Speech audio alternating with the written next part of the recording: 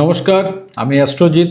আজকে আপনাদেরকে বলবো 4 তারিখে শুক্রদেব কর্কট রাশি থেকে যাচ্ছে সিংহ রাশিতে, এবং এই যে শুক্রদেবের গোচর, এটা কিন্তু 4টে রাশির জন্য একদম ভালো না।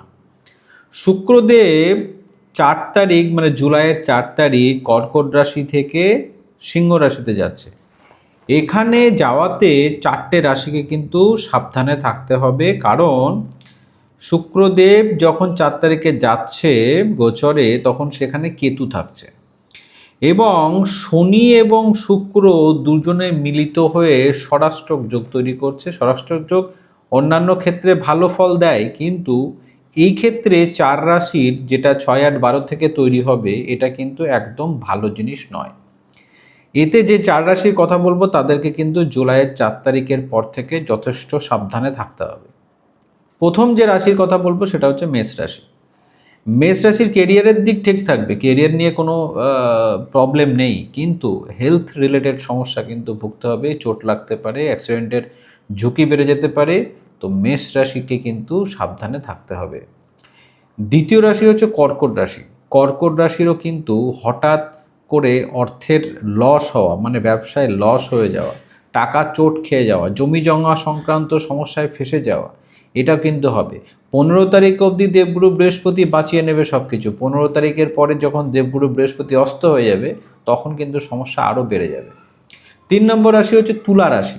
তুলা রাশির ক্ষেত্রে কিন্তু প্রবলেমটা অন্য জায়গায়। তুলা রাশির ক্ষেত্রে মায়ের শরীর খারাপ হতে পারে এবং বাচ্চাকে নিয়েও কিন্তু সমস্যা হতে পারে, ছেলে মেয়েদেরকে নিয়েও কিন্তু সমস্যা হতে পারে, বৈবাহিক জীবনেও কিন্তু সম্পর্ক টালবেটাল হতে পারে, রিলেশনশিপ ব্রেকআপ হতে পারে। ঠিক আছে, এটা কিন্তু তুলা রাশির ক্ষেত্রে।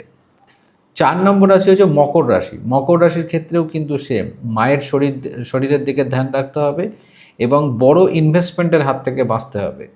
তবে এখন ব্যাপার হচ্ছে, তাহলে এখন কি উপায় করা যায় যাতে এই সমস্যা থেকে অনেকটা মুক্তি পাওয়া যায়? প্রথম কথা হচ্ছে, আপনাকে যেটা করতে হবে সেটা হচ্ছে যে শনি মন্ত্র এবং কেতুর মন্ত্র, শনিদেবের মন্ত্র এবং কেতুর মন্ত্র আপনাদেরকে কন্টিনিউয়াসলি জপ করে যেতে হবে। এবং কালসর্পদোষের যদি পুজো করাতে পারেন সেটাও ভালো, আপনাদের জন্য কালসর্পদোষও অ্যাক্টিভ হয়ে আছে।